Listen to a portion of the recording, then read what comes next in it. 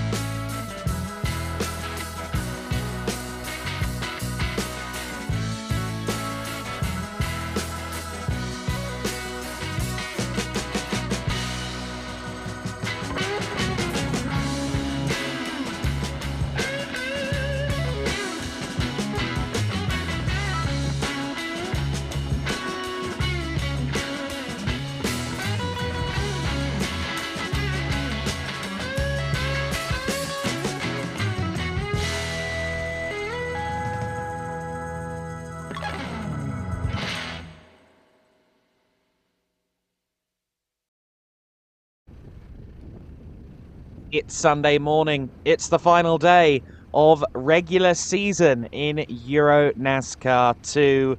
The cars are just a few minutes away from going out onto the circuit here at the Motorsport Arena Oschersleben.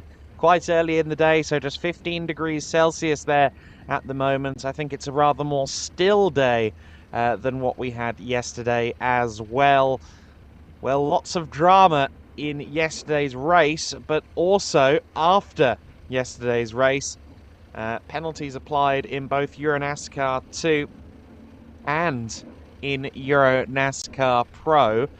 Information about both races, both changes to the results are available on the EuroNASCAR.com website. However, in brief, Paul Dufresne received a penalty for not quite getting the start right, having a start procedure issue yesterday in the EuroNASCAR 2 race. He received a penalty, however, 5 seconds of penalty meant he still actually won the race. Such was his gap over Alberto Naska. However, here are the point standings. Alberto Naska leading the points on 289, Paul Dufresne on 288 in EuroNASCAR 2, 283 for Vladimir Osiortsis, and Jill Linster is on, he's 25 points back. He's on 264 points in 4th position. Martin Dubek up to 5th in the championship now. He's made up some good headway. Dombrovski, the first of the rookie trophy runners, and the legend trophy being led by Claudio Remeggio Capelli. But yes, I was going to cover the points in a little bit because the race results have changed significantly, particularly in Pro, it's worth saying, because the cars from Team Blake Molen were judged to be running a part that was not from the official EuroNASCAR suppliers. Penalties have been applied, and the most notable of the changes to the result is that Vittorio Girelli's victory from yesterday does not stand in EuroNASCAR Pro. He was demoted to 4th place, which means that Paul Dufresne claimed the victory in both EuroNASCAR 2 and EuroNASCAR Pro in the official results. I believe that makes him the first driver to have ever achieved that feat. Of course, that does mean that Girelli's situation with Ercole has changed as well in the championship battle there in EuroNASCAR Pro. However, it's a new day today. It's the last day of regular season. The first 10 rounds of the season are what we call regular season here in EuroNASCAR, and after today, the 2 worst scores from that regular season will get dropped. So after today, we'll have a good lay of the land going into the season finale at the Circuit Zolder. Once we arrive at Zolder, it will be double points on the line. 80 points for a win, 70 points for second, 68 for third, and so on. good news in EuroNASCAR Pro is that the 72 and 69 cars from Team Blake & Molen, their penalties were minimal because they were considered minor non-conformities. There was an air filter part, I believe, on the cars that was not sourced from the official EuroNASCAR parts supplier. However, it was considered a minor non-conformity, very minimal, if any, performance advantage to be had. So they only got dropped 3 positions respectively. So still 4th place for Gorelli, which really isn't bad in the grand scheme of things. He will still very much be in the championship hunt when we refocus on EuroNASCAR Pro later today. Pom-poms and the American footballers are out on the grid, and shortly the cars will be as well for this EuroNASCAR 2 race. 16 laps of racing due to get started very soon. Certainly going to be a compelling day of racing. Quite a few drivers taking on this Oschersleben circuit for the first time. They'll have learnt some lessons over the last 24 hours, and maybe they will come in with a better idea of what to expect from this circuit, which is 3.6 kilometers in length. Well, 3.7 if you really want to stop splitting hairs, about 2.3 miles. 14 corners packed into this circuit. Thankfully, we're not using the infamous version of Turn 1, but that does mean you carry quite a lot of speed through the first corner. There's a nasty bump between Turns 1 and 2. Turn 2 is known as Hotel. It caught out several drivers yesterday across both categories, including Anthony Kumpen. Turn 3, a good overtaking opportunity, Schlossgold. And you've got to get that chicane right. Turn 8, 9 and 10. Critical you get a good run from there in order to make it to turn 11 with your position intact if you've got someone following you close. And yesterday was very much a day of people being followed at incredibly close proximity.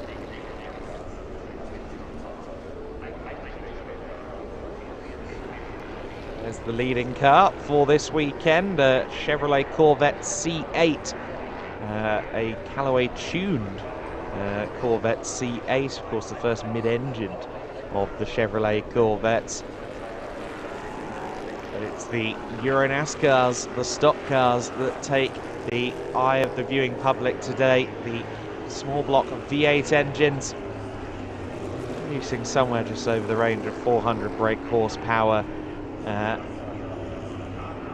Very difficult cars. Heard some of the newcomers this season talk about the culture shock if they've come from other categories. These machines very much traditional stock cars, and that comes with a lack of accoutrement, but it makes for very exciting racing.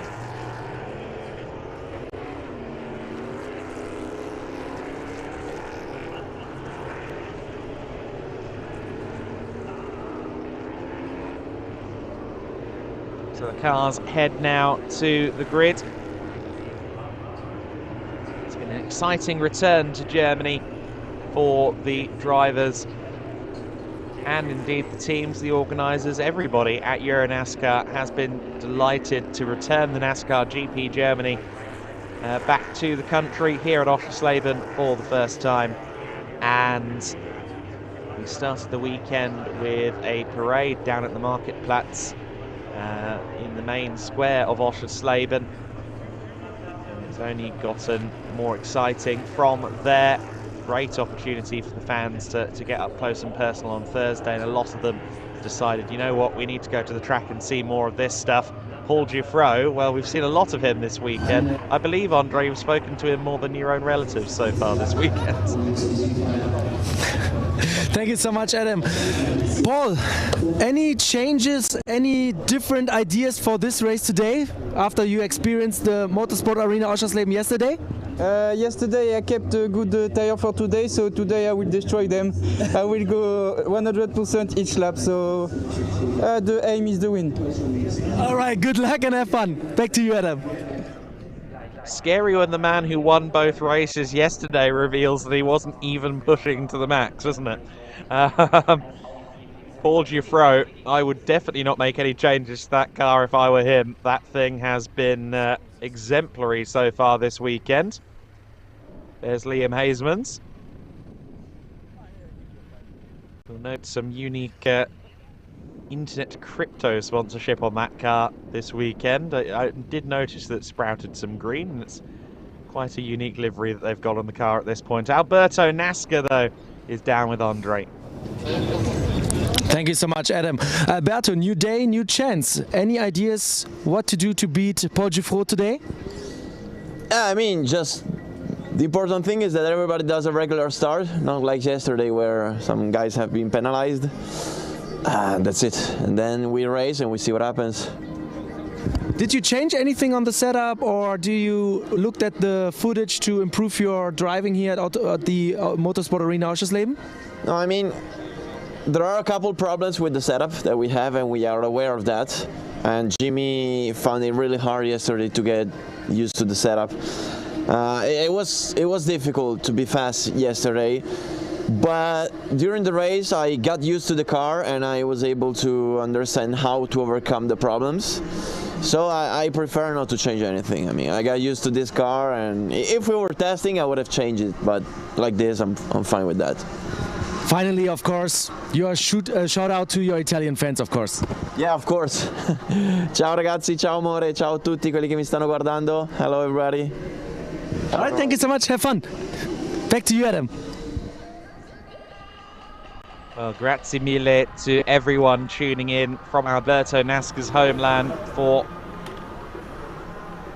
has been really exciting to have Alberto with us this season, and of course in last year's EuroNASCAR series as well. He's really brought a lot of eyes and attention to the series. It's been very exciting to see his progress.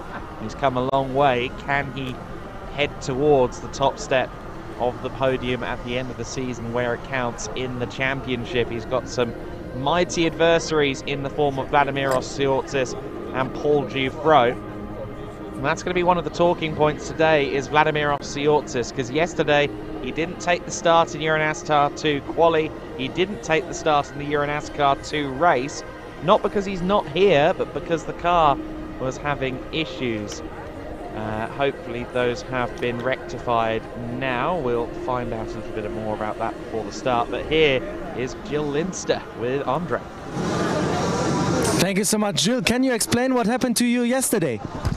I actually had a puncture front left tire, so I tried to survive 3 more laps and just try to don't lose that much space, but at one point the tire was down, and so I lost some positions, had to go back to the pits, and I ended up P18 or something like that. Okay, one score you can drop easily, but what are your plans to not be 4th anymore today? I think we made already a good step to 3rd position yesterday, but staying here, and then if I can attack the front guys, for sure I will try it, but it will be super hard. It's not a track to overtake, and just go with the flow. All right, thanks so much. National anthems now.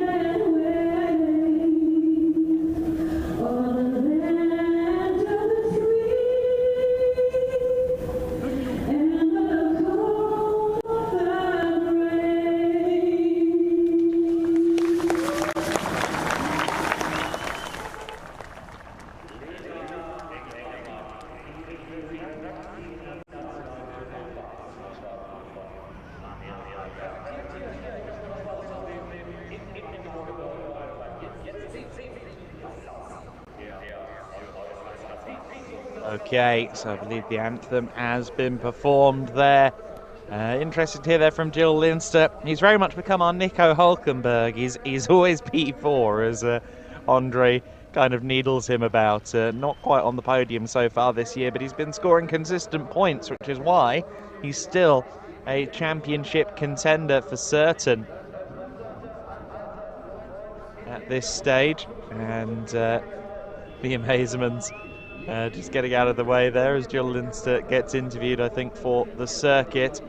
Liam definitely working hard with Jill Linster this year to make that number 50 Hendricks car as competitive as possible. Liam has had his fair share of difficult moments this season in EuroNASCAR Pro, the reigning EuroNASCAR 2 champion. But Liam with a great head on his shoulders and still shows every iota of the potential we've seen from him since he arrived in the paddock as an arch rookie last year. There's the 72 car, Gianmarco Ercoli's machine for Pro. In EuroNASCAR 2, it's Mikael Bleekemolen at the wheel, the 73-year-old former Formula One race starter, patriarch of the famous Bleekemolen racing family. There's Martin Dubeck in the cockpit of his number 7 car, window net up and firmly focused on what's going on in front of him.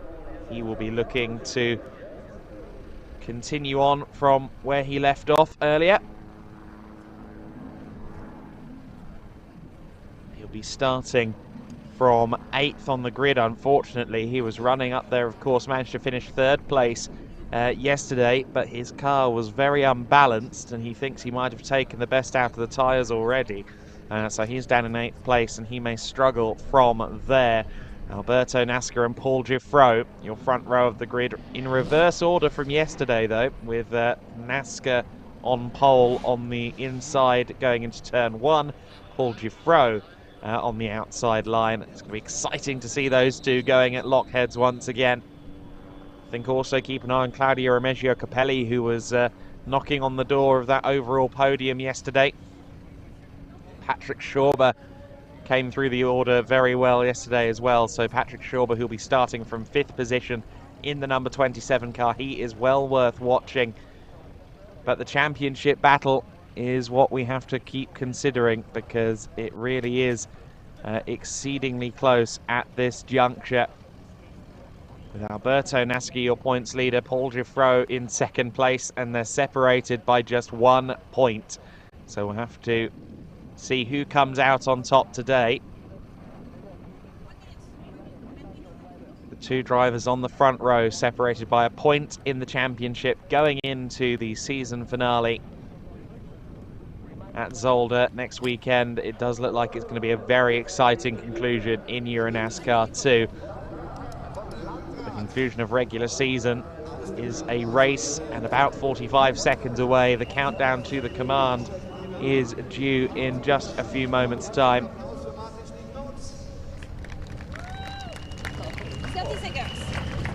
Grand Marshal, I believe, is going to be Martin Stichnow. Wir haben den Text geübt. Wir haben ihn immer wieder geübt, aber jetzt geht's. Jetzt funktioniert es, ich bin mir 100%ig sicher. Gleich geht's los. NASCAR Whelen 2 hier in Oschersleben bei wunderbarem Spätsommerwetter. Lieber Herr Stichnoth. Is it working? Now it's your turn for the most famous words in motorsports. We start. Drivers, please start your engines.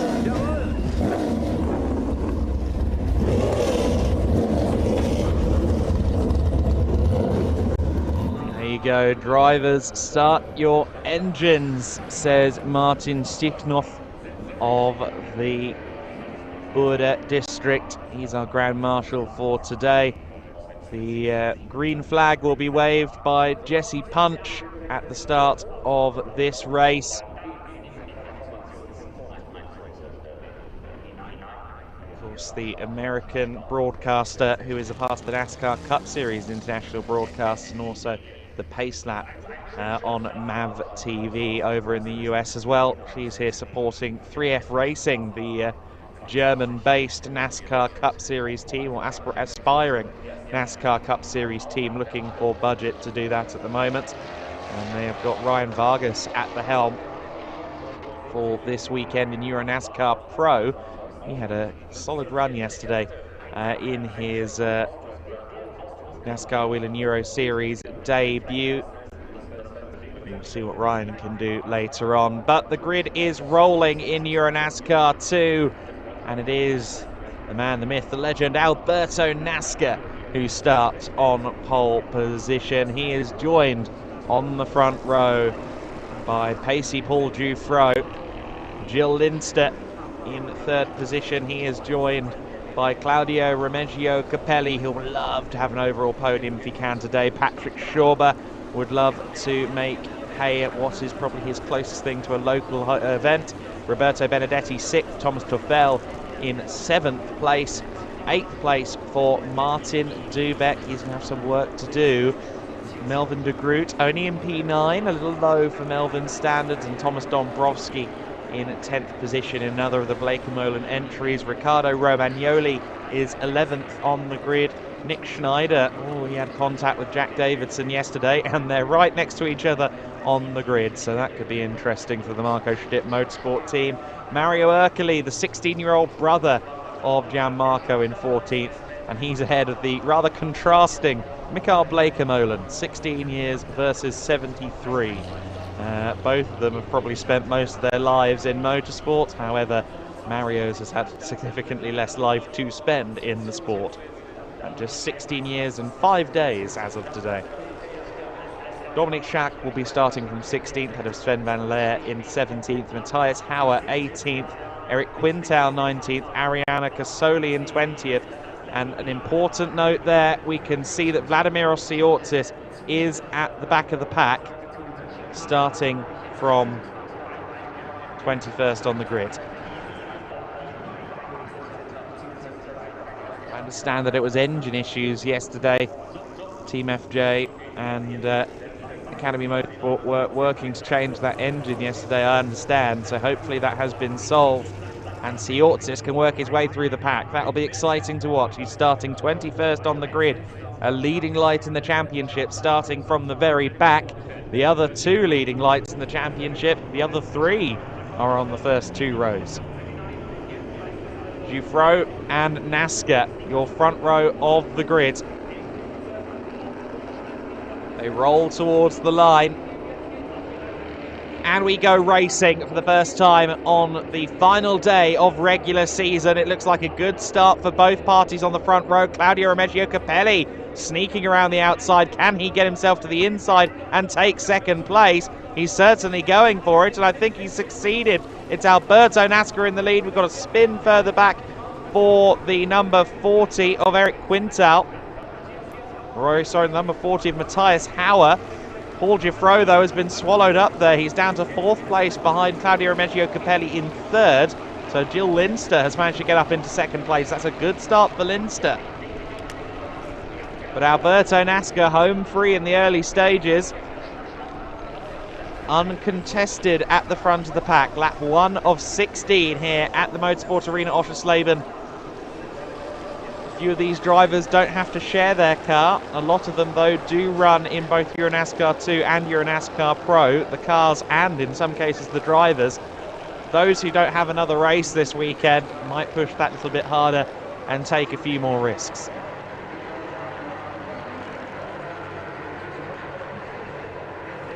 So a good start from Capelli, a poor start, though, from Paul Giuffreau, out of the podium positions at the end of the first lap. Giuffreau in 4th place, but we know he's got speed, and you heard what he said on the grid. He said, I've been saving my tyres. I'm going to dominate this one. And let's see if he can. A little bit of a drift out there from Alberto Naska. A few drivers kicking up the dust further back, and for the second time in the same lap, Matthias Hauer is in a spin. This has not been the lap that Hauer wanted.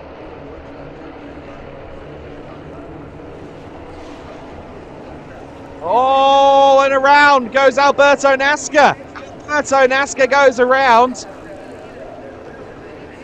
Oh, that's huge. That's huge in the championship. That's huge in the context of the race. Alberto Naska facing the wrong way, coming out of turn 2. I'd love to get a replay of that if possible, because I was studying the timing screen as the car started to loop around, so I didn't see, while you did, I didn't see whether Linster was pushed or whether he simply spun the car. I'm not too certain because I was looking at the timing screen. Oh no, okay, yeah, Linster was up the inside. Oh dear, that is going to be heartbreaking and infuriating for Alberto Naska.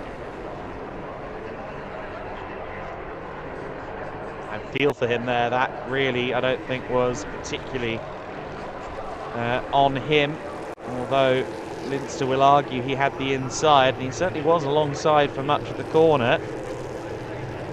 It is actually quite a difficult one to fully attribute blame to either way. I do wonder if the dice may fall in favour of a racing incident. We'll have to see. I'm sure the stewards will have to look into it in some capacity, but Naska, no longer your race leader. Jill Linster, Mr. 4th place, is now in the lead, and look who's in second, Patrick Schober.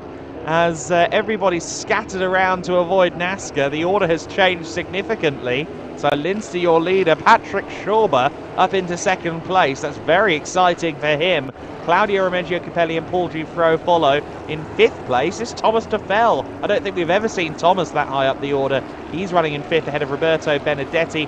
Thomas Dombrowski in 7th, Martin Dubek in 8th, Melvin de Groot and Riccardo Romagnoli, your top 10. Vladimiros Siotis is moving up the order as well. He's up to 15th place. That car seems to be running fairly sweet at the moment, which is great news for him.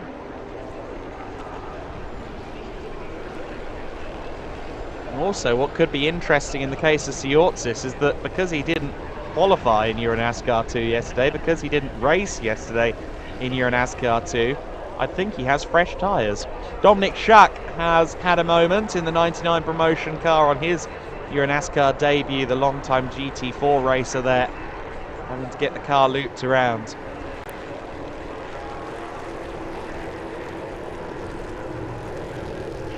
What about Alberto Naska? Well, he's down 24 seconds off the lead in 20th place, only ahead of Matthias Hauer, who has made a trip to the pits and come back out of the pits again. Oh, out of the gravel pit and back out again goes Claudio Remeggio Capelli, and that's going to give Paul Giuffreau the opportunity to take 3rd position. Position that he does indeed claim, although, oh, he's pushed it far too hard going through the first corners, and Paul Giuffreau, it's his turn to fall through the order. He's going to drop down behind the Benedetti car, rather, no, the Romagnoli car, so he's all the way down in 10th place after that. Well, for the first time this season, it's Jill Linster, almost unopposed at the front of the order at this point.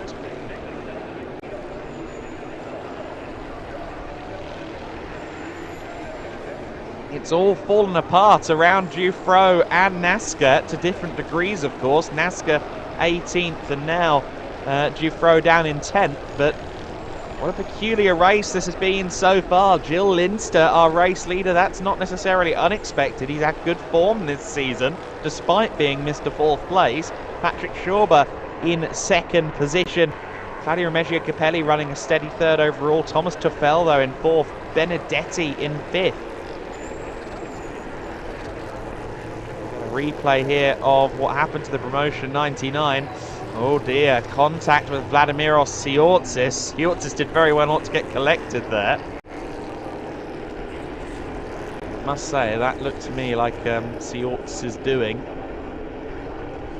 If that's judged against him, he might gain a penalty as, oh dear, it was difficult to watch from Paul Giuffreau there. As soon as he cleared that turn 1 apex, he realised, yeah, that guy's going too quickly, isn't he? And sure enough, he didn't make the corner. Well, the incident between Naska and Linster and the incident between Siotis and Schuck are under investigation. Be unsurprised to hear. Oh, and the 56 car, Sven van Leer, is around.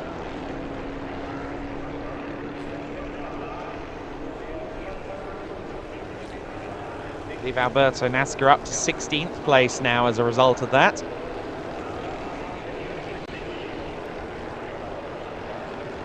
Naska on damage control, as is the driver of the number 3. Look at Paul Giffreau here at the back of this train of cars. His current target is the 69 car Melvin de Groot, I believe. Yes, it is. Yes, Melvin de Groot just ahead of Giffreau.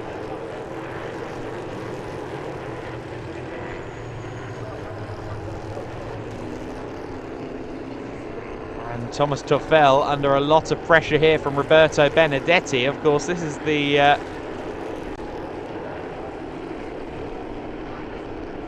of course, Tuffel in the rookie trophy as well. Capelli leads the legend trophy, and Benedetti might even want to try and give chase there. And big news, big news, the number 50 car, Jill Linster, your race leader, has a drive-through penalty. Drive-through penalty for the number 50 car, Jill Linster. They've judged that that is an avoidable collision between himself and Alberto Naska. He said I didn't want to be in charge of calling it, but they have. And Jill Linster, he is going to get quite heavily punished there. In fact, he might come out somewhere around the region of Alberto Naska with a 26-second gap between them at the moment. But that's huge news. The car number 50 is going to have a drive-through penalty. That's going to hand the lead to Patrick Schober. That's going to put Claudio Remeggio Capelli within a second of the lead as well. That's going to be a very interesting dynamic for the second half of this race. As we conclude lap number 6, Jill Linster is your leader. However, we know that he's got a drive-through penalty coming up. How quickly will he serve said drive-through? Typically, you have 3 laps once you pass the bulletin for the first time. Look at Thomas Tuffel. He is proving to be a bit of a cork in a bottle here, isn't he? He's got Benedetti, Dombrowski, Dubek, de Groot and Giffreau all right there with him, and Giffreau has actually dropped a little bit off the back of de Groot on this lap. I wonder if he may have made a slight error. Into the top 10 has gone Jack Davidson as well in the GT Omega back 48 car. Dubek having a little look to the inside line there in his Orion Hendrix Motorsport Mustang.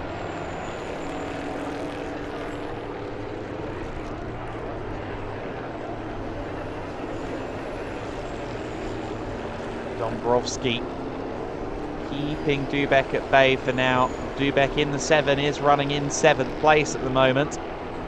Thomas Tuffel though with the widest EuroNASCAR in Oschersleben right now. Doing everything right. He's keeping on the racing line. He's not letting them get close enough to feel the need to go defensive. Benedetti going defensive there into turn 11. Will Linster come in this time then? The answer is no. Patrick Schober and Claudio Remeggio Capelli continue to follow him at close quarters. And Patrick Schober, I hope that he knows there's a drive-through penalty coming, because he's closing in on Jill Linster. And the last thing you'd want to see is Patrick take an unnecessary risk here, when as a matter of fact he doesn't need to. We're on lap 8 of the race, and Patrick Schober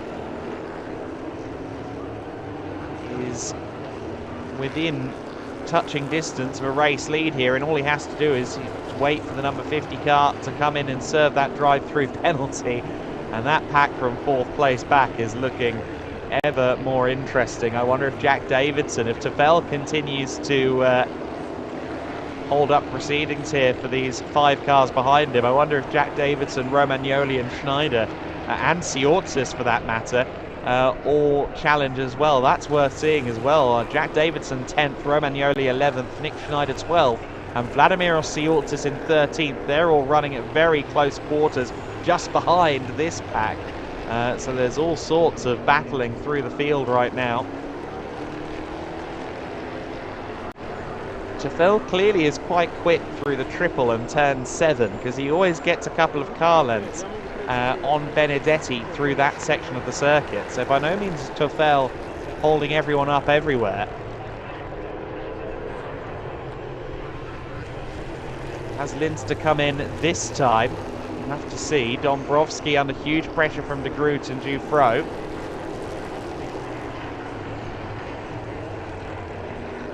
Linster has crossed the line once again. He's running out of laps to make that drive through. And Dombrowski slow out of the corner. Here comes Melvin de Groot across the line to move up into 7th place. So de Groot with the best run out of turn 14 there. Paul Dufresne looking to follow him past Dombrowski. Dufresne on the inside. Dombrowski can't shut the door from there. And sure enough, Paul Dufresne is up into 8th position. Little consolation ultimately, based on where he was at the start of this race on the front row of the grid in 2nd place. However, every point counts. Oh, and a collision! Riccardo Romagnoli and Nick Schneider. We were talking about that 4-car train involving these two, Siortzis and Davidson. Well, it's down to 2 cars now. Nick Schneider and Romagnoli colliding out of 11th and 12th places. Vladimir Siortzis has continued on unencumbered. That also moves him up to 11th position, so he's making his way through the order nicely. That'll also move Alberto Naska up to 13th place. Funnily enough, he's currently behind his Cal Racing stablemate, his car sharer, the number 54 Gianmarco Ercoli. He's currently behind Gianmarco's younger sibling Mario in 14th and 15th place respectively, although that become 12th and 13th at the end of the lap. Full course yellow as Patrick Schober, my apologies for missing that, Patrick Schober has gotten through into the lead. So Patrick Schober has gotten through into the lead there. I don't think we saw the move happen. If we did, I'm sorry for missing it, but Patrick Schober has taken the race lead before the drive-through penalty has even been served by the number 50 Jill Linster. Linster still has to serve that penalty, but Schneider,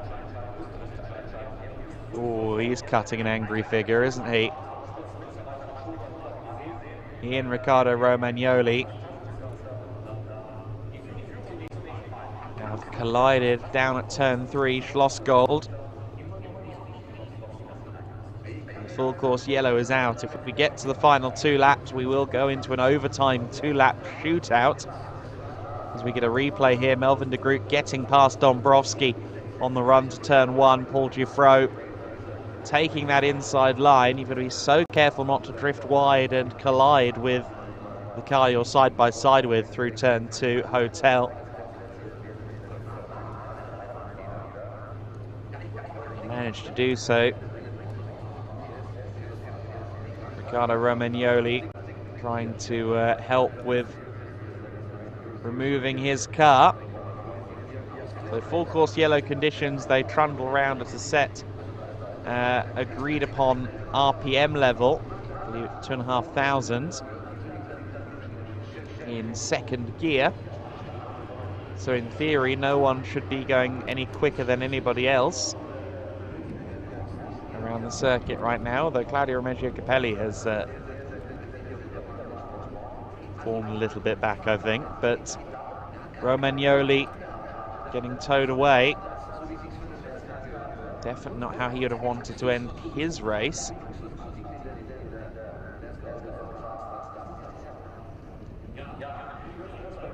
Full course yellow neutralizes the race then.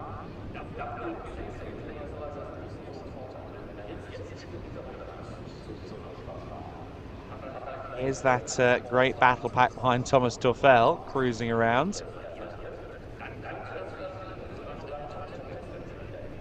Good to see Claudio Remeggio Capelli. I do believe he's still there, but it's been a little while since we've seen him. Just to make sure he's still there in 3rd position. Is he in the back of shot here? I don't see Claudio Remeggio Capelli, so that is potentially a bit of a drama. You really need to see if Claudio is still there in 3rd place, if we can try and hold a shot on the... There he is. Okay, Claudio Remeggio Capelli is still there, but he was 2 seconds back across the line. Ah, now. Well, this is interesting, because drive-through penalty now being served. by Jill Linster. But it's full course yellow conditions, so this isn't actually going to really hinder him, is it? I don't know if by the letter of the law this is allowed.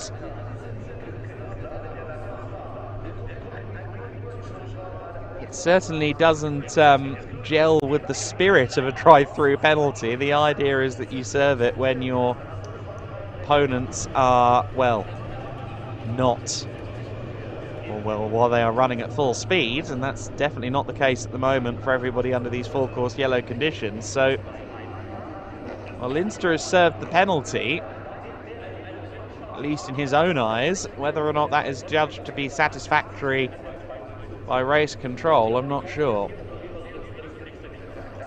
There's the end result of contact between Schneider and Romagnoli. You have to assume that Schneider was on the inside there based on where the cars rested. Whether he was all the way alongside and Romagnoli chopped his nose off, or vice versa, Schneider tried too hard under braking, we don't know, but the end result tells the story.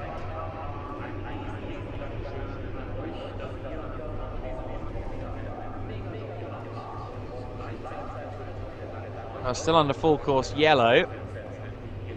I don't think we'll be too far away from going back racing. I don't think either car is still in the gravel, although actually Schneider's car is still there, isn't it? Because it's rather more damaged. I don't think they've dragged that out yet, but with one car removed, hopefully it won't be too long before the second joins it. Patrick Schober is your race leader.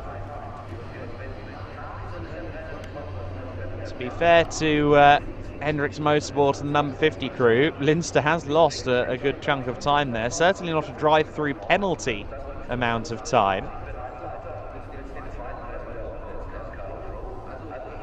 But he has lost a chunk of time.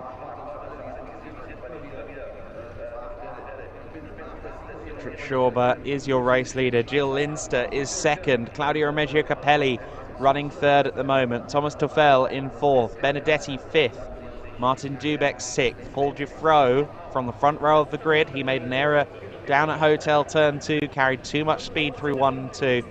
He is seventh place after going to the gravel trap. Melvin de Groot in eighth. Thomas Dombrowski ninth. Jack Davidson rounding out your top 10. Just ahead of Vladimiros Siortsis, who runs in 11th place after starting from the back of the grid. Engine woes yesterday. Safety car has been deployed according to our graphics here.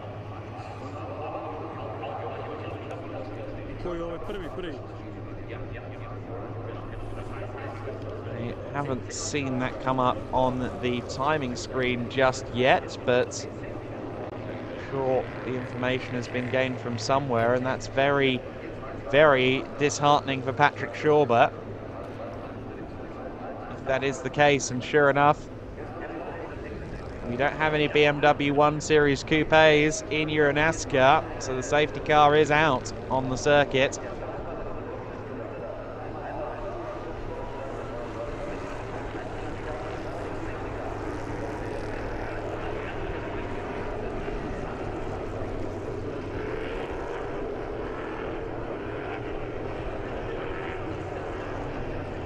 Now, interestingly, in the stewarding department, they've just reiterated that car 50 has a drive-through penalty for causing an avoidable collision. So they posted that less than a minute ago. I suspect that means, yeah, you don't get to serve a penalty under full course yellow conditions. So I think that Jill Linster is going to have to drive through again.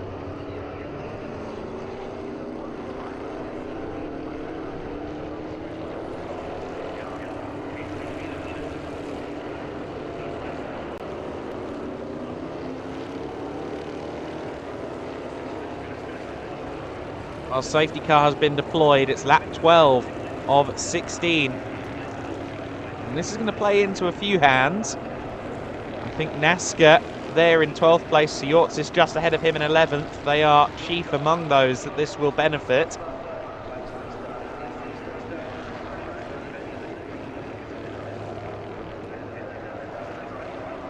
Safety car out on the circuit then for the first time this weekend, actually, which, I'll be honest with you, based on Oschersleben standards, I'm surprised by. Martin Dubeck said that he was expecting a safety car yesterday in EuroNASCAR 2, and it didn't come. Dubeck has been doing well, actually, in this race. He alluded to the fact that he thought he'd taken the best out of his tyres, potentially, but he's running in 6th place, having started 8th on the grid, so he has made decent progress, decent headway.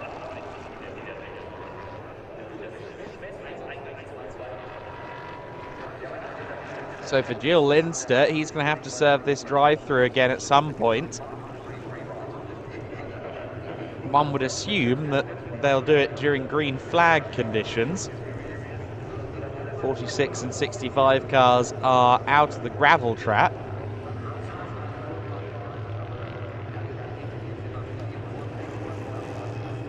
Still, I believe, in front of the barriers there at Schlossgold, so whether or not that's decided to be enough to get the race underway, I'm not sure, but we'll have to wait and see. Certainly they should be out of the firing line towards the left of the Schlossgold barriers.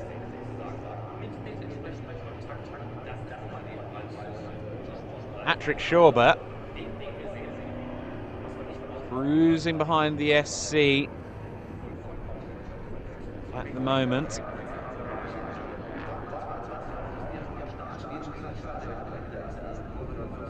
Okay, so a few bulletins coming up at once. Everyone's in the right order. The lineup's okay, and the restart, interestingly, is going to be single file. So that is a big point.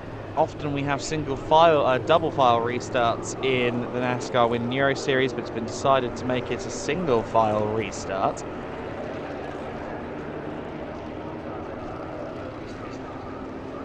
That is an interesting decision. I was rather anticipating double file, but that has not been the case.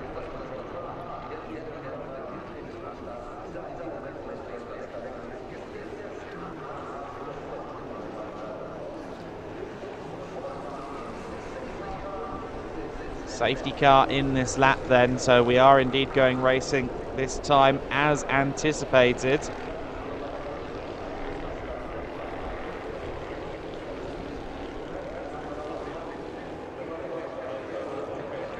And we will begin with 3 laps left to go. We're going to enter lap 14 of the race when they cross the line this time.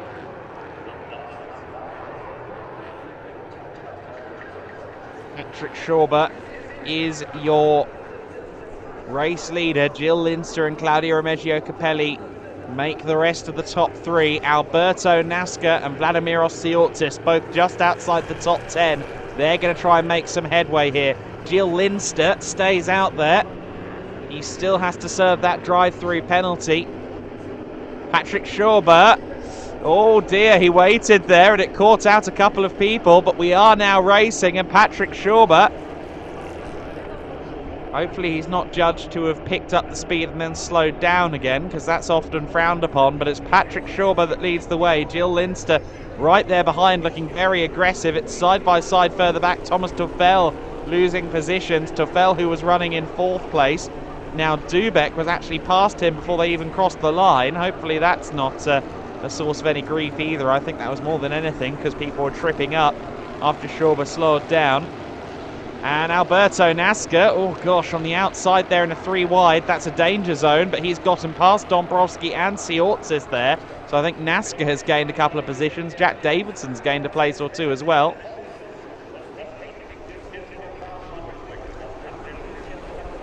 Apparently, oh, Naska spins. Oh, and he's been collided there by Mario Ercoli, which is a little dose of cruel irony.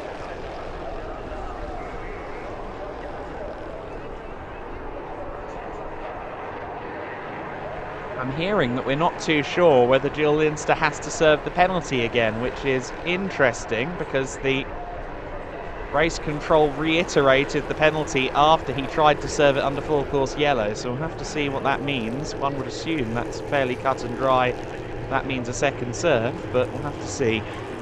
Patrick Schober in the lead there. We saw a car cross the grass, a lot of chaos on this opening lap back under green flag. We now begin the penultimate lap. It's Patrick Schober in the lead though. Gil Linster second place. Claudio Reggio Capelli all over the back of him to try and gain that second. Martin Dubeck has managed to move up to fourth place. Thomas Tuffel in fifth position. Paul Giffreau in sixth. Melvin de Groot in seventh. Eighth place for Jack Davidson. Ninth for Dombrowski and 10th for Vladimir Osiortsis. Alberto Naska all the way down the field after that moment down at turn 7 a lap ago. Whether it was a spin or whether he was tagged into one, we didn't see the start of the incident, but we did see Mario Ercoli find his car there. Naska down in 17th. Oh goodness me, side by side, Paul Giffreau with a very physical pass gets himself past Thomas Tuffel for fifth place.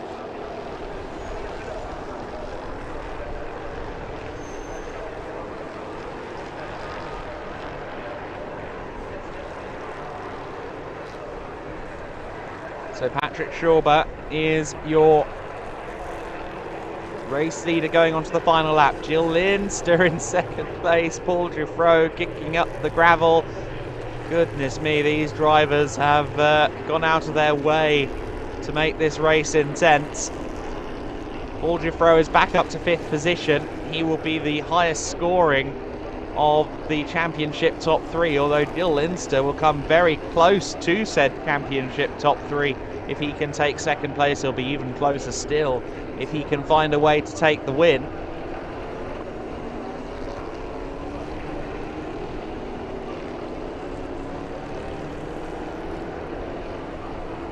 Linster again did have a drive-through penalty, but it was served under full course yellow, hearing differing things as to whether that was okay or not. We've not had a definitive bulletin to say that it wasn't, so we can only assume until we hear otherwise that it was considered crafty but not unfair.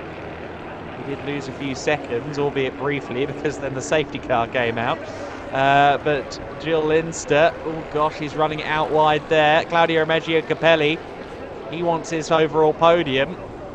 More so than that, he wants his second place, and he is really harassing the back of Gil Linster right now. Linster goes massively defensive. This is all opening the door to Patrick Schober just driving away at the front. It's side by side though for second place, and look at Capelli, full commitment around the outside. Oh, but he gets tagged by Linster. Oh, that's not fair. Oh man, Claudio Reggio Capelli, second place, has been lost, and that was another car across the grass. That was Paul Giffreau across the grass. And did Giffreau there get attacked by Melvin de Groot? Yes, he did. De Groot goes past, but it's Patrick Schober with his first win in EuroNASCAR 2. Patrick Schober, for the first time, is a EuroNASCAR race winner. Huge congratulations to him and Double V Racing. Dubeck ends up taking second place. He got himself past Gil Linster after that contact with Capelli. Fourth place, Thomas Tuffel. Fifth place for Melvin de Groot, who managed to sneak past Paul Giffreau. Giffreau went grass tracking there at the penultimate corner. Jack Davidson ends up in seventh position. He will be chuffed with that.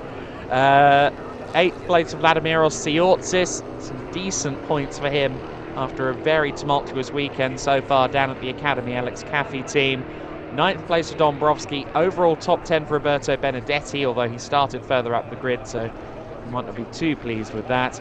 We get a look then at the last lap. Now, Claudio Reggio Capelli, hats off, 10 out of 10 around the outside here. He'd gotten the move done, really. Now, did he turn over Linster? No, he didn't. Not really. Linster ended up finding the rear of Claudio Reggio Capelli, and I think Claudio has every right to feel well done, hard done by there. And then Giffreau, in amongst all of that, ended up across the grass, and Melvin de Groot dove to the inside line. Gil Linster lost out to Martin Dubeck in amongst all of it as well. But Patrick Schober is going to be a happy young man, I think. He's fairly cool, calm and collected, the young Austrian. But I wouldn't mind betting there's going to be a big smile on that face when he speaks to Andre Viegold in a few minutes' time.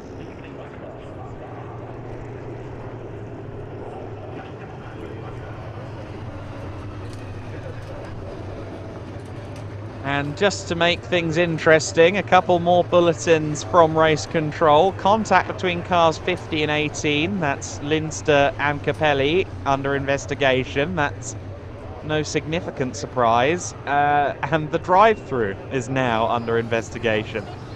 So it wasn't, but it is now.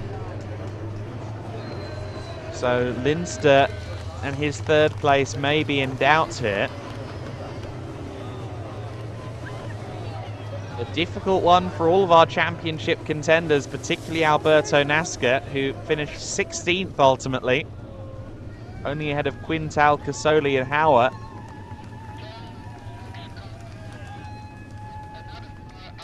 Ten-second penalty to car number 50 for causing an avoidable collision.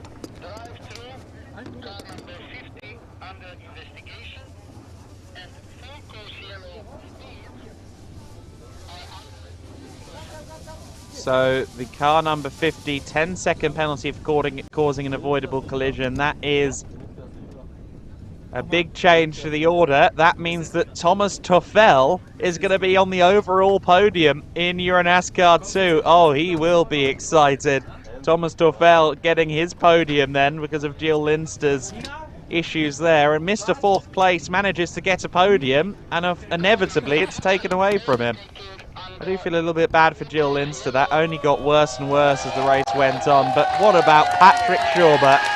He started on the third row of the grid, and I said, you know what? I think he could be a factor in today's race. I wasn't necessarily expecting to see him air guitar in victory lane, but he's done it. Patrick Schober and Double V Racing have taken a win in EuroNASCAR 2. Patrick Schober, who came into this weekend 8th in the points, 62 off the points lead. Still don't think, even with the double points, it's going to take a spectacular weekend in Zolder for him to be a factor in the championship. He will move up a couple of spots in the championship, though, I think. However, a race win for Double V, who have a big presence in the paddock. They usually have a big merch stand and the like. And Patrick Schober's their driver for this year. And after a couple of trials and tribulations, such as the big crash at Brands Hatch with Jack Davidson, Schober has now paid back the faith. And the young Austrian driver is a race winner. I am delighted for Patrick Schober. He deserves this win. And he'll talk to Andre now. Thank you so much, Adam. First ever win. We were joking before the race. We wanted to have an interview with you. You said, okay, let's do it at the podium in victory lane. Now you're here. Yeah, oh my God, I still can't believe from P5. I didn't believe that I will actually win the race. I hoped for a podium, but the win, I mean, I'm just surprised. I mean, the team did a great job. Also thanks to my sponsors, to Cayman, to Motorsport Active and Broca Motorsport. I'm really thankful for them. If I wouldn't have them, I wouldn't have the opportunity to now be here and interviewed. How does it feel like? You were entering victory lane and you asked me, am I really the race winner? Yeah, I couldn't believe it. I mean, I fought so much this year. I had a crash in Brands Hatch, and now the race victory finally came. I'm just so happy. I have a special present for you. This one needs to be put on the car right now.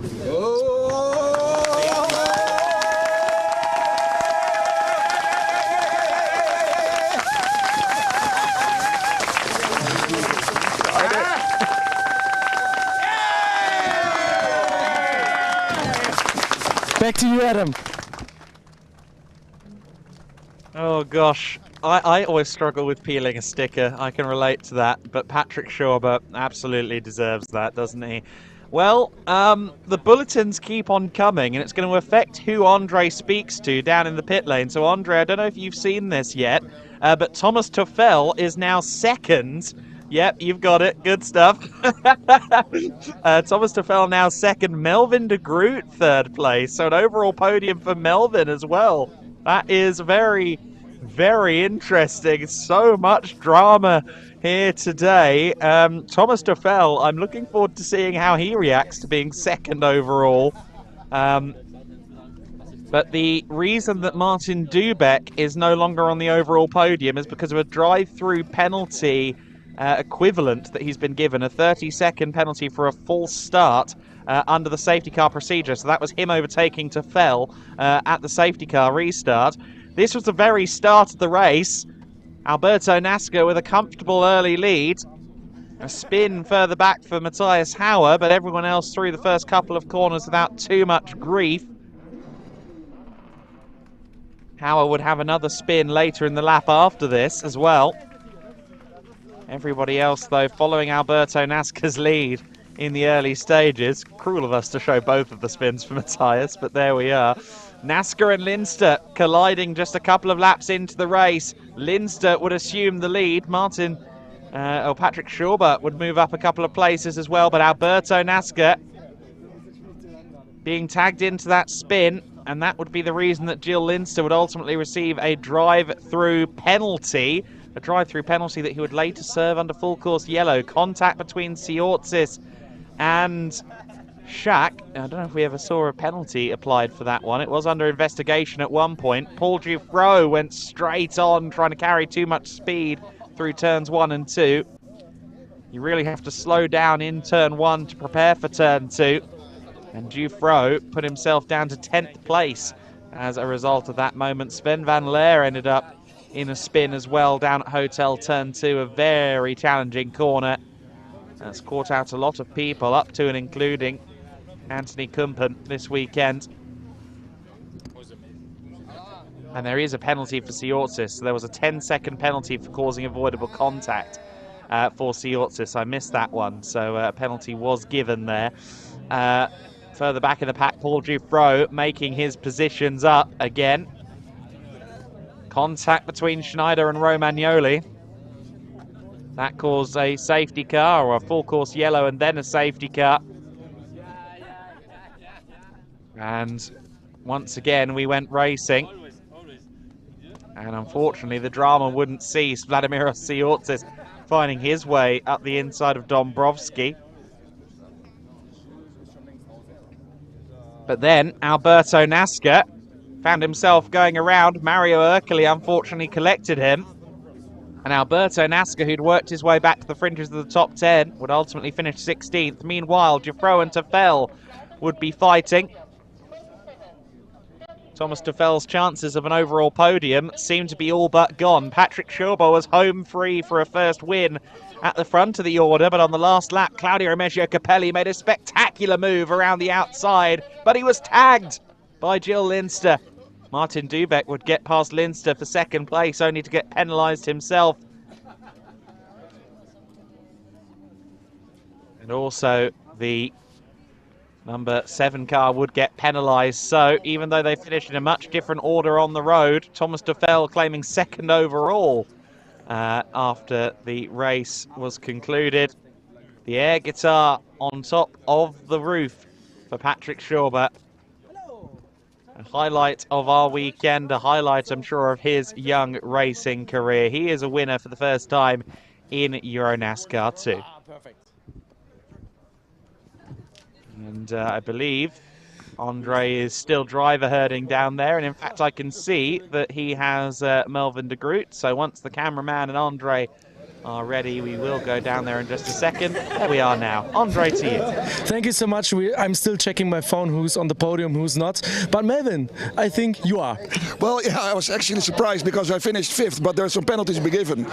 So, yeah, a bit of luck there. So I think it's Finn now 3rd overall, right or not? I think so, yes. Okay, well, that's great. But I must say the race was fantastic. It was really an old school race with yeah, so a little bit of pushing and hitting and bumping, but it was nice. The speed was there. Waiting for the right moment to attack. These guys, they fight till the end, so you got to be a bit smart when you overtake. But it was a big pleasure. I had fun today. After missing out Valencia, you have to drop those zeros, of course. But at Zolder, we're going to have double points and the Legend Trophy, maybe a podium, top 3, something like this? Well, I don't know where I'm in the championship. I think I lost too many points this year. But we're going to fight for the podium. Last year we were 3rd overall as well. So let's try to be 2nd this year. All right, thank you so much and congratulations. Okay, thanks. Bye. Back to you, Adam. There you go. Melvin will claim 3rd place. A lot of interesting positions after everything is shaken out. Paul Giuffreau will end up 4th place in the overall standings. Jack Davidson, 5th overall. He'll be delighted with that. Jill Linster will be within the top 10. Siortis will be outside of the top 10. None of the championship contenders really getting a good race out of that. Paul Giuffreau, I believe, once everything shakes out, will be the new championship leader going into the double point season finale. However, so much is up in the air at the moment that I don't want to be directly quoted on that. But my understanding is that Giuffreau will be the points leader. However, we'll worry about maths later. Back down to Double V with Andre. Thank you so much. Yes, Double V Racing, first win ever in the EuroNASCAR with Patrick Schober. Yeah. I mean, you guys look very, very happy right now. Yeah. We are all very happy. The team is very happy. Amazing. The first time, our first podium as the winner. So I think it's crazy race. Patrick is fantastic. So we are all happy. Very happy. Tell me about your heart rate in the last couple of corners. Yeah. Absolutely. Not a bit too much strong, but we are all at the on the track to support Patrick because we know that today was the day. Thank you so much. Congratulations. Grazie mille. Bye. Back to you, Adam. Oh, there we go. Delighted to see Double V Racing up there. Patrick Schober doing a great job for them. He won't be too far off of the championship top 5. In fact, he might be in the championship top 5 now.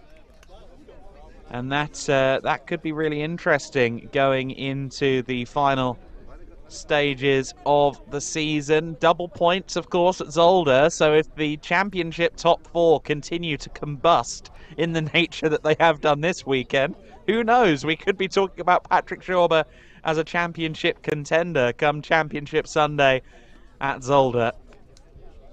Wouldn't that be a fairy tale story for he and Double V? The amount of drama we've seen here today in EuroNASCAR 2, I'm frankly bracing for what may come in the EuroNASCAR season finale at Zolder. There's the Race Art Technology drivers embracing in the middle of shot there. Thomas Tuffel has just arrived on the scene. Just to let you know quickly, points. Vladimiros Siortis will apparently be the points leader. But we'll go down to Thomas Tuffel. Thomas and Andre, go on. Thank you so much, Adam. I think I have now completed the podium. First time for you here at the podium, at the overall podium. How do you feel? I feel so good because it was really a good race.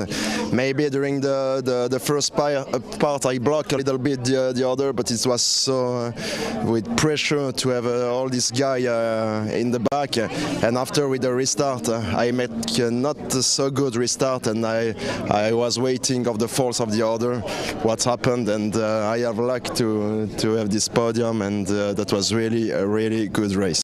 I'm so happy. At the beginning of the year you had some tough races, some DNFs, you didn't finish the races, but I think last time at Zolder, at Most of course, it was like a turnaround a little bit, right? Yeah, maybe because I come for the motorbike races, so that's also not the same at the start. If you take some risk, some touch, that's not the same the start with the race car than also this category particularly than with the motorbike. So I have to take my place in this championship, particularly to the start. And I think now I pass a step until the second part of the championship. Thank you so much. Congratulations. I have to hurry up a little bit because we want to start with the podium ceremony. There we go. Okay, so just quickly, I will say the points as we understand them, and our thanks to Razor from the EuroNASCAR team for his efforts as always. 292 points with the 2 drop scores applied. There are 2 drop scores at the end of this weekend across the season. So the 2 worst scores from regular season have dropped ahead of the double points finale at Zolder. Siortzis will be our championship leader as we understand it on 292. So he's basically scrapped this weekend, I think, unfortunately. But Siortzis will still be our points leader by 3 points. 292 for Siortzis, 289 for Naska, 288 for Jufro. That is going to be a hugely exciting season finale if that is how it plays out. However, at this stage, of course, everything is provisional with how much has been going on so far. In the steward's room and on the track, there's a lot to work out. But Melvin de Groot takes the 3rd step of the overall podium. 2nd place to the rookie trophy winner, Thomas Tuffel. I think we've got all of the trophy winners here on the overall podium. Melvin de Groot will take the rookie trophy win as well as 3rd place overall. Thomas Tuffel will take the rookie trophy as well as 2nd overall. And this man, Patrick Schober, your overall winner for the first time. Congratulations to him and Double V Racing. They have done a great job and they will now receive the spoils. These glorious trophies that have been produced for this weekend, they really are very impressive. But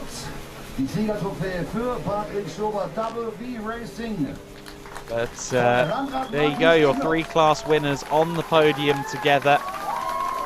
Patrick Schober, though, is a race winner in EuroNASCAR. That's great for him. That's affirming for him more than anything.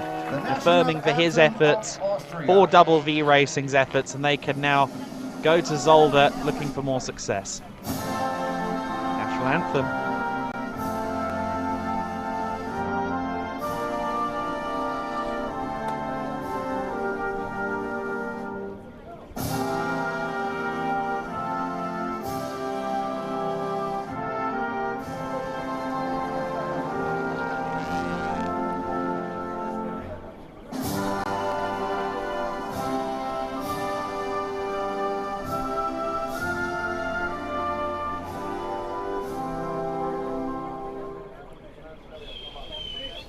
Big hand for the podium, Patrick Schober, Thomas Tuffel, Melvin de Groot und nun, da warten wir alle drauf. Patrick Schober on the podium, and he gets to spray the champagne from the top step, and you can see how much it means to him.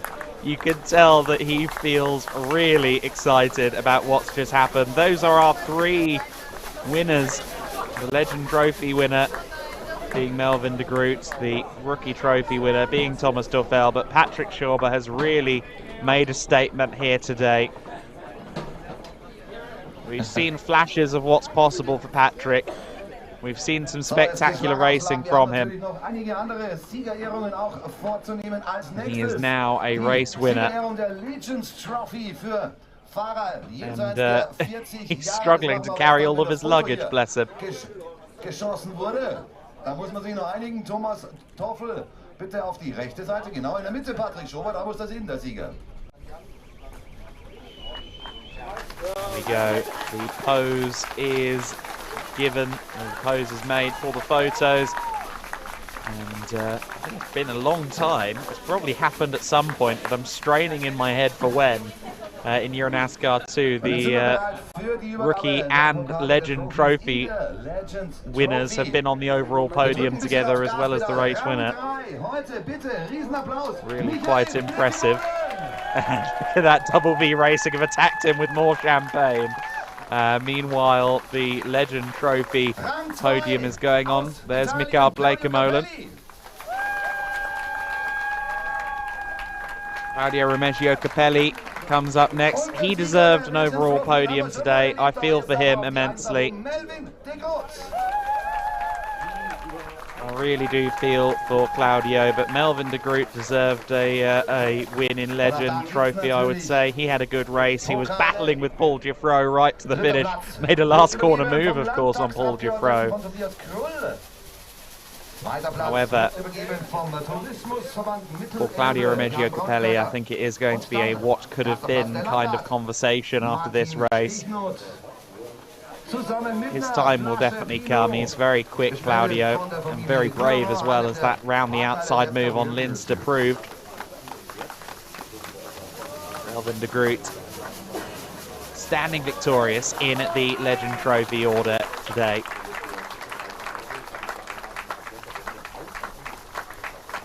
Of course, the rest of the program for the day is coming up hot, including EuroNASCAR Pro.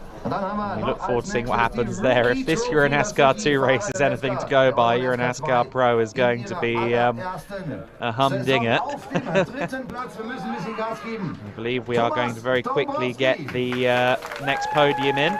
Thomas Dombrowski, only third in the rookie trophy, which is unusually low for him. He's usually first or second. Jack Davidson, only the second step, despite fifth overall.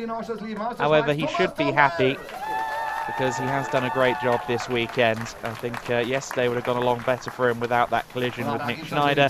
Thomas Tuffel, though, with second overall and the top step in the rookie trophy. What a huge, huge weekend for him. As we understand it, the driver wearing the red banner coming out of today in EuroNASCAR 2 will still be Vladimiros Siortsis. It's all very provisional with the amount of penalties and the amount of investigations that are ongoing. But we understand Vladimiros Siortsis will be our points leader. Thomas Tuffel with a great result today, though. Overall podium. He's still just outside the championship top 10 overall, but really coming on strong in his rookie trophy season. We look forward to seeing all three of those drivers progress in the following seasons here in EuroNASCAR. And we're going to see the Lady Trophy as well, of course. Ariana Casoli running unopposed in Lady Trophy this weekend, but she will get to head up onto the podium as well. So Ariana Casoli heads up there. And she says, no, after you, Tigers, I insist. The cheerleader team. But Ariana Casoli to the top step for the Lady Trophy. And got a decent race there as well. Managed to keep herself out of trouble. And in that race, that was no mean feat at all.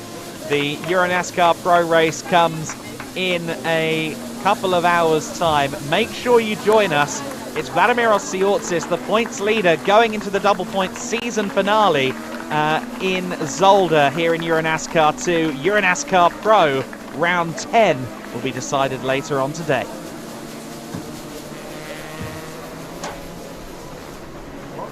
When you come to Kvarna, treat yourself to an experience you will remember. Enjoy the luxurious ambience. Experience superior service. Indulge in endless pleasures. The pearl of the tourism offer in the pearl of the Adriatic. Liburnia, Oschersleben.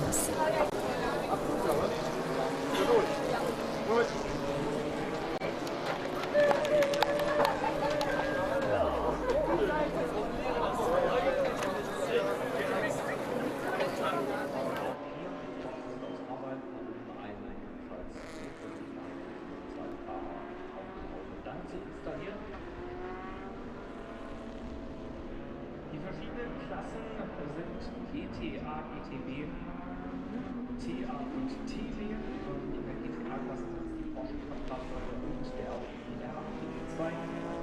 In der GTB-Klasse werden dann ausschließlich GT4-Fahrzeuge an den Start gehen, ein Mercedes und der Rest ist dann auf BMW. Und die anderen Klassen werden wir dann